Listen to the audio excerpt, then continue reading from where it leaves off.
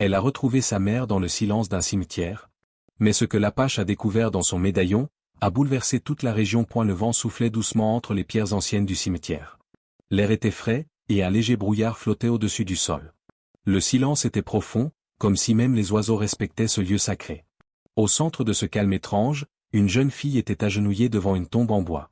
Elle s'appelait Élodie, une enfant de 12 ans, au visage pâle et aux cheveux blonds tressés. Son regard était vide, ses joues mouillées de larmes.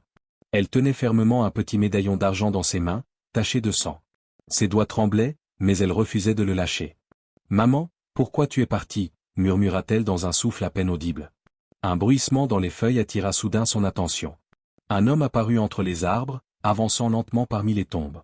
C'était un Apache âgé, chef Chaska, vêtu de cuir traditionnel, ses longs cheveux noirs attachés en arrière avec une plume d'aigle. Il marchait avec respect, comme si chaque pas était une prière. Quand il vit la jeune fille seule devant la tombe, il s'arrêta. « Petite sœur, » dit-il doucement, avec une voix grave et pleine de sagesse. « Tu ne devrais pas pleurer seule ici. Ta mère était une femme de lumière. » Élodie leva les yeux vers lui.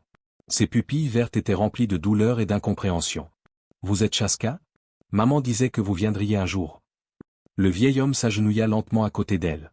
Il posa une main chaude et ferme sur son épaule. « Ta mère m'a raconté ton courage. Je suis venu lui rendre hommage, mais je vois que quelque chose te trouble. » Elle ouvrit la main et montra le médaillon.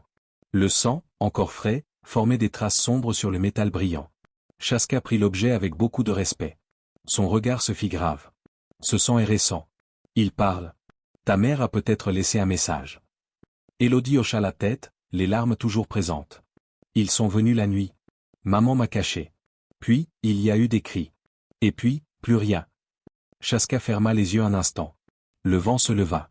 Il comprenait que cette histoire allait bien au-delà d'un simple deuil. Quelque chose d'obscur rôdait. Et il savait qu'il devait protéger cet enfant. Le chef Chaska tenait le médaillon d'argent entre ses mains larges et marquées par le temps. Il ne le regardait pas comme un simple objet. Pour lui, chaque chose portait une mémoire, surtout quand elle appartenait à une personne disparue. Il observa attentivement la fine chaîne brisée, puis sentit un léger relief à l'arrière du médaillon. « Il peut s'ouvrir » dit-il calmement. Avec beaucoup de précaution, il fit glisser le fermoir. Le médaillon s'ouvrit lentement, révélant son secret. À l'intérieur, il n'y avait pas seulement un petit portrait de la mère d'Élodie, mais aussi un morceau de papier plié plusieurs fois. Élodie retint son souffle. « Maman m'a dit de ne jamais l'ouvrir, sauf si elle ne revenait pas. » Chaska déplia la lettre. L'écriture était fine, mais ferme. Une écriture pleine de détermination. La lettre parlait d'hommes puissants, de mensonges et d'un plan caché. La mère d'Élodie avait découvert une conspiration visant à provoquer la haine entre les habitants et les Apaches. Des attaques devaient être mises en scène, puis faussement attribuées à des innocents, afin de voler leurs terres et leur silence. Le visage de Chaska devint sombre. Ta mère était courageuse. Elle a risqué sa vie pour dire la vérité. Les souvenirs revinrent alors dans l'esprit d'Élodie, comme des images brisées. Ils sont venus tard dans la nuit, dit-elle d'une voix tremblante. 4 hommes. Ils parlaient fort. Maman m'a poussé sous la trappe, sous le plancher. Elle m'a dit de ne pas bouger, peu importe les bruits. Ses mains se crispèrent sur sa robe. J'ai entendu des pas, des meubles tomber. Puis un cri, et plus rien. Chaska serra doucement le poing. Sa respiration resta calme, mais son cœur brûlait. Ta mère a caché quelque chose d'important. Ce médaillon n'est qu'un début. Élodie releva la tête. Oui, après, quand tout était calme, je suis sortie. Elle ne bougeait plus.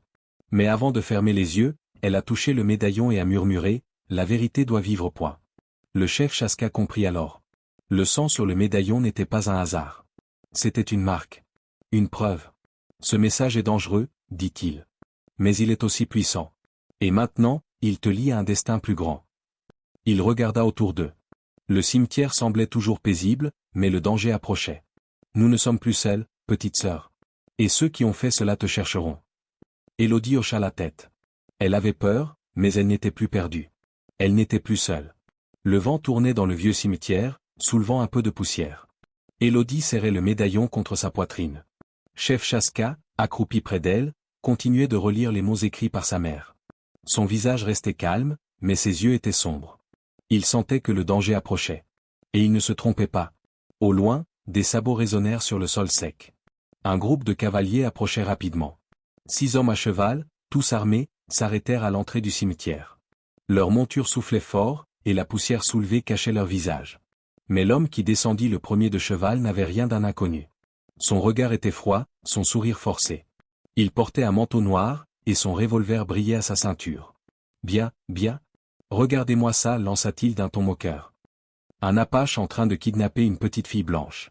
C'est un beau scandale, ça. Chaska se redressa lentement, plaçant instinctivement son corps entre Élodie et l'homme. Sa main resta proche de son couteau, sans le sortir. Cet enfant est ici pour rendre hommage à sa mère. Je fais de même. Nous n'avons fait de mal à personne.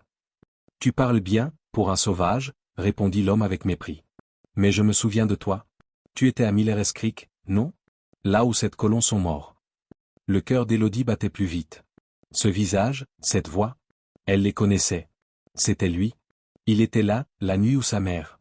Elle recula d'un pas, se collant dans le dos de Chaska. C'est lui? C'est lui qui était dans notre maison. Il criait. Il frappait. Chaska sentit son souffle se tendre. Il regarda l'homme droit dans les yeux. Vous étiez là quand sa mère a été tuée. Vous portez le masque de la loi, mais vous cachez vos crimes sous des accusations. Le regard de l'homme changea. Il devint dur. Il fit un pas en avant. Elle a quelque chose qui m'appartient. Le médaillon. Élodie, tremblante, sortit le bijou de sa robe. C'est à ma mère. Pas à vous. Chaska avança d'un pas, calme et prêt. Vous n'aurez rien. Cette fille est sous ma protection. Autour, les hommes de Slade commencèrent à se disperser lentement. Le piège se refermait. Mais Chaska, lui, avait déjà survécu à pire. Et cette fois, il ne combattrait pas pour la guerre. Il combattrait pour la vérité. Le silence tendu du cimetière fut brisé d'un seul coup par un cri. Attrapez-les, hurla Jonas Slade. Ces hommes réagirent aussitôt. Les sabres brillèrent, les fusils furent levés. Le calme sacré du lieu se transforma en champ de menaces. Chaska poussa doucement Élodie derrière une grande pierre tombale. Reste ici, petite sœur. Ne bouge pas. Le vieux guerrier se releva, les pieds bien ancrés au sol. D'un mouvement fluide, il sortit son couteau. Il n'avait pas l'intention d'attaquer, mais il était prêt à défendre. Les hommes de Slade encerclaient lentement la tombe. Mais avant que le premier coup ne soit donné, Élodie cria. Arrêtez. Sa voix, claire et forte, coupa l'air comme un éclair. Vous ne comprenez pas? Ce médaillon, c'est une preuve. Tous s'arrêtèrent, surpris. Même Slade sembla hésiter. Élodie se leva, le médaillon serré dans ses mains. Elle le montra à tous, ses doigts tachés de rouge. Le sang sur ce bijou, ce n'est pas un accident. Maman l'a fait exprès. Elle a mis son propre sang dessus, pour que les gens sachent. Chaska sentit un frisson parcourir son dos. Il comprit. Dans la tradition apache, le sang est porteur de vérité. Si la mère d'Élodie avait volontairement apposé son sang sur ce médaillon, c'était pour marquer l'objet, lui donner la force de témoigner, même après sa mort.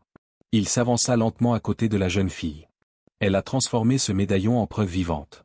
Le sang de l'innocente ne ment jamais. Ce que vous avez fait sera vu. Un des hommes de Slade recula légèrement. Un autre baissa son fusil. Le poids des mots, du lieu, et du courage d'Élodie commençait à fissurer leur certitude. Mais Slade, lui, ne bougea pas. Des histoires. Des légendes. Rien qui tienne devant un juge. Chaska répondit calmement. Non. Mais cela tiendra devant les esprits. Et peut-être aussi devant ceux qui ont encore un cœur. Le vent souffla à nouveau. Les arbres autour du cimetière frémirent. Élodie se tenait droite, fière, ses larmes séchées par sa propre bravoure. Ce jour-là, une enfant leva la voix dans un lieu de mort, et redonna vie à la vérité. Les buissons bougèrent derrière les pierres tombales. Le piège était clair. Slade avait envoyé ses hommes encercler discrètement le cimetière. Chaska jeta un regard rapide autour de lui. Le combat pouvait reprendre d'un instant à l'autre. Il se pencha vers Élodie. Il faut partir. Tu te rappelles d'un endroit où ta mère se cachait? Elle hocha la tête, le souffle court. La vieille mine? Papa disait qu'elle était invisible depuis la route. Elle est derrière les rochers rouges, au nord-est. Alors nous allons là-bas. Sans un mot de plus, Chaska l'aida à se relever. Il choisit un passage discret entre les arbres bordant le cimetière. Les pas étaient rapides, silencieux. Élodie suivait, le cœur battant fort.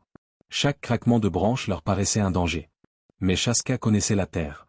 Il utilisait les chemins des bêtes, les passages secrets que seuls les anciens Apaches se rappelaient. Il la guida comme l'eau glisse entre les pierres. Derrière eux, des voix se firent entendre. Slade avait remarqué leur fuite. Ils partent vers le nord, cria l'un des hommes. Mais il était déjà trop tard. 1 heure plus tard, dans les hauteurs rocheuses, Chaska et Élodie s'arrêtèrent un instant.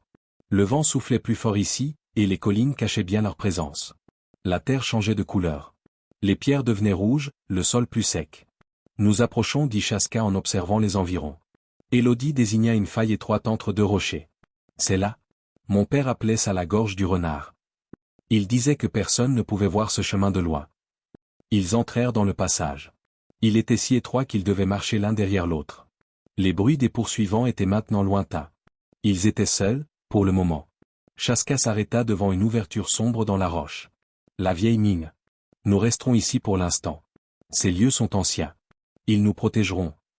Il alluma une petite lampe à l'huile de sa sacoche. L'intérieur de la mine était humide, mais solide. Des poutres en bois tenaient encore les murs.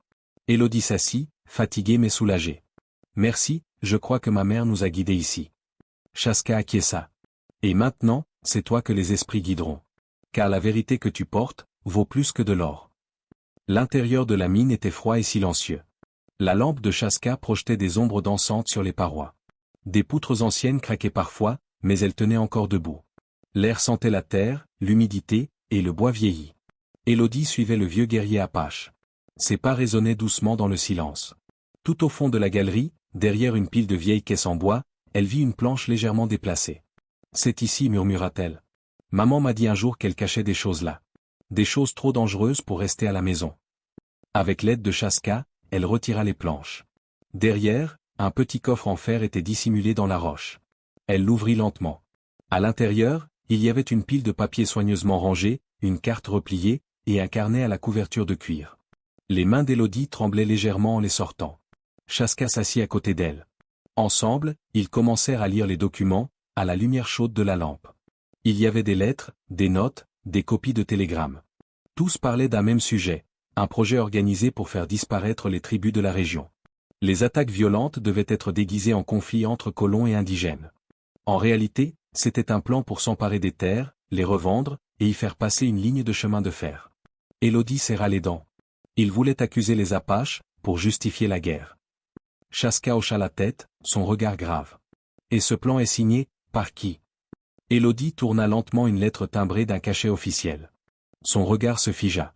Juge William Morrison. Ce nom était connu de tous. Un homme respecté, chargé de rendre la justice dans tout le territoire. Personne n'aurait pu imaginer qu'il était derrière tant de morts. Ma mère a découvert la vérité. Murmura-t-elle. Et c'est pour ça qu'ils l'ont tué. Chaska ferma les yeux un instant. Ce n'était plus seulement une affaire personnelle. C'était un combat contre l'injustice. Un combat qu'il ne pouvait plus fuir. Ces papiers peuvent sauver des vies, et révéler leurs crimes. Dans l'ombre de la mine, la lumière de la vérité venait d'être rallumée. Mais dehors, dans la nuit noire, leurs ennemis approchaient déjà. Les pages des lettres étaient étalées sur le sol de la mine. Chaska et Élodie lisaient encore, la lumière de la lampe éclairant les mots qui pouvaient changer le destin de tout un peuple. Mais soudain, un bruit lointain interrompit le silence. Des sabots. Plusieurs. Chaska éteignit aussitôt la lampe. Dans l'obscurité, ses instincts d'Apache reprirent le dessus. Ils nous ont suivis. Il se leva, prit sa lance courte, et regarda autour de lui. Élodie rangea les documents dans un sac de toile, les serrant contre elle. Que faisons-nous? Nous restons ici. Mais nous ne serons pas seuls. Il se dirigea vers une fissure dans la paroi. Il y souffla 3 fois, un son court, comme un cri d'oiseau. Quelques secondes plus tard, une réponse se fit entendre dehors. C'était Takani, Nashoba, et 2 autres jeunes guerriers Apaches. Chaska les avait fait venir discrètement avant d'entrer dans la mine, au cas où. Ils vont défendre l'entrée pendant que nous gardons la vérité. Les soldats arrivèrent. 12 hommes, bien armés. Leur chef cria. Nous savons que vous êtes là. Sortez, donnez la fille et les papiers. Sinon, nous entrons. Chaska resta calme. Il murmura. Ce canyon appartient aux esprits. Mes ancêtres ont combattu ici. Aujourd'hui, leurs tactiques vont parler à nouveau. Il montra à ses guerriers un ancien symbole gravé dans la roche. Un cercle, une spirale, et 3 points. Utilisez les échos. Déplacez-vous vite. Faites croire que nous sommes 20. Takani hocha la tête. Les jeunes hommes se dispersèrent silencieusement dans les hauteurs. Quelques instants plus tard, des sifflements, des bruits de pas rapides, des pierres lancées dans les ravins commencèrent à résonner de partout. Les soldats, pris de panique, tiraient dans le vide. Ils sont partout, cria l'un d'eux. Chaska, resté près d'Élodie, tenait sa position. Il savait que ce n'était pas la force, mais l'illusion, qui sauverait cette nuit. Ne bouge pas. reste dans l'ombre. Ta vie porte la vérité. Élodie tremblait, mais elle resta immobile. Elle savait que si elle tombait, l'épreuve disparaîtrait. Et avec elle, l'espoir. Dans les profondeurs du canyon, les voix se perdaient, confuses. Et la terre, ancienne et sage, protégeait ceux qui l'écoutaient. L'aube pointait à peine. Dans le canyon encore sombre, les murmures du vent se mêlaient aux battements de cœur rapides d'Élodie. Elle tenait fermement le sac contenant les lettres de sa mère. À ses côtés, Chaska surveillait l'entrée de la mine, l'oreille tendue. « Ils ne partiront pas, dit-il calmement. Ils ont peur que ces papiers atteignent le monde. » Mais il avait un dernier espoir.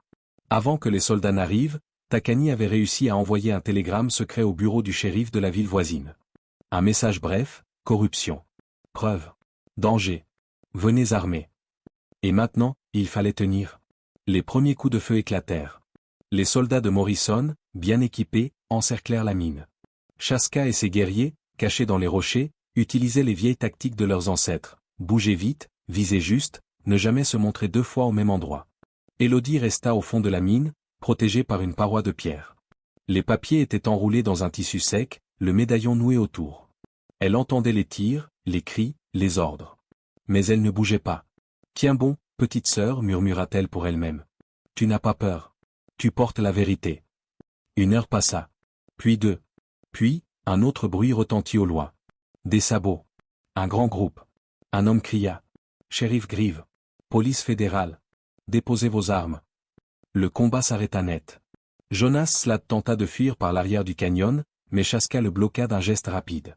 Le vieux guerrier lança son couteau avec précision, le plantant juste devant les pieds de l'homme.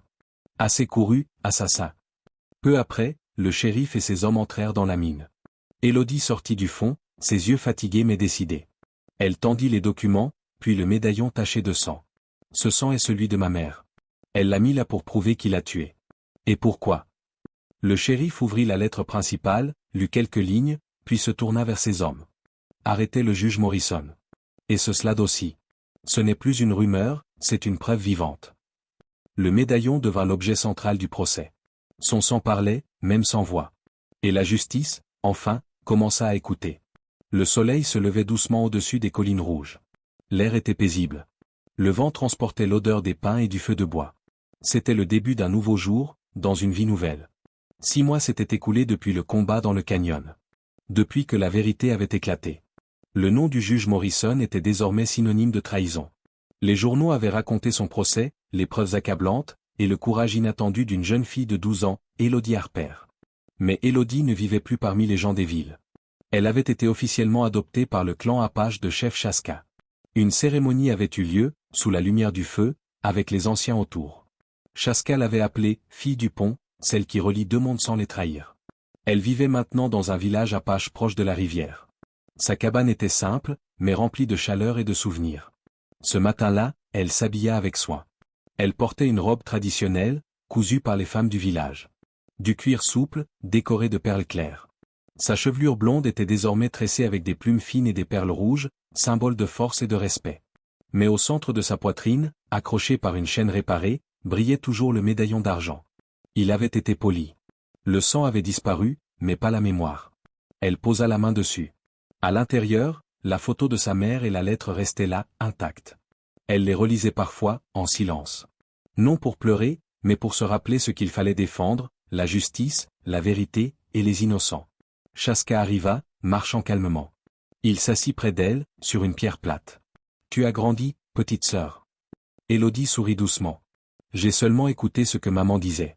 Et ce que toi, tu m'as appris. » Il hocha la tête, fier. « Tu es un lien entre deux mondes. Et aujourd'hui, ces mondes ne se regardent plus avec peur, mais avec espoir. » Autour du village, des familles blanches et apaches construisaient un nouveau poste de commerce. Un rêve que Marie Harper avait commencé, et que sa fille avait fait devenir réalité. Le passé restait présent. Mais l'avenir, il venait d'ouvrir ses bras. Le ciel du matin prenait une teinte dorée, douce et paisible. Le soleil s'élevait lentement derrière les collines, couvrant la vallée d'une lumière chaude. Les ombres longues dansaient sur la terre encore fraîche de la nuit. Chaska et Élodie marchaient en silence sur un petit sentier de pierre. Devant eux, au bout du chemin, se trouvait la tombe de Marie Harper, simple, entourée de fleurs sauvages, protégée par 2 pierres plates posées par les mains du clan. Élodie portait sa robe traditionnelle. Ses tresses blondes étaient ornées de perles bleues. Autour de son cou brillait le médaillon d'argent, poli et propre, mais chargé de mémoire. Ils s'arrêtèrent devant la tombe. Chaska posa une plume blanche sur la terre. Ta mère était une guerrière de vérité, dit-il d'une voix calme. Elle a donné sa vie pour protéger les innocents. Élodie regarda le sol. Ses doigts touchèrent doucement le médaillon. Et toi, tu m'as protégé. Sans toi, j'aurais tout perdu. Chaska hocha lentement la tête. Nous avons tous deux perdu quelque chose. Mais ensemble, nous avons construit autre chose. Une vérité qui a traversé la peur. Une paix que peu osent espérer. Le silence revint, mais ce n'était plus le silence du chagrin. C'était celui de la paix. Autour d'eux, la terre avait changé. Les colons et les Apaches commençaient à vivre côte à côte. Le poste de commerce, que Marie avait rêvé, existait maintenant. Des enfants jouaient ensemble, sans peur, sans haine. Chaska tourna les yeux vers elle. Tu n'es plus seulement une enfant. Tu es une voix. Une mémoire. Tu es celle qui a fait tomber un juge corrompu, sans armes. Juste avec courage. Élodie sourit doucement, les yeux brillants. Maman disait que protéger les autres était le plus grand devoir. Maintenant, je comprends. Le soleil passa la ligne des montagnes, réchauffant la pierre de la tombe. Tu crois qu'elle me voit? Oui, répondit Chaska sans hésiter. Et je pense qu'elle est fière. Ils restèrent là un moment, côte à côte, une jeune fille et un vieux guerrier, unis par une promesse. Celle de ne jamais oublier. Celle de protéger les innocents, coûte que coûte. Et celle de garder vivante la mémoire, d'une femme qui avait osé défier l'injustice. Cette histoire t'a touché? Dis-le en commentaire. Like si tu as aimé. Et surtout, abonne-toi pour ne rien rater des prochaines histoires vraies. Merci d'avoir regardé jusqu'à la fin.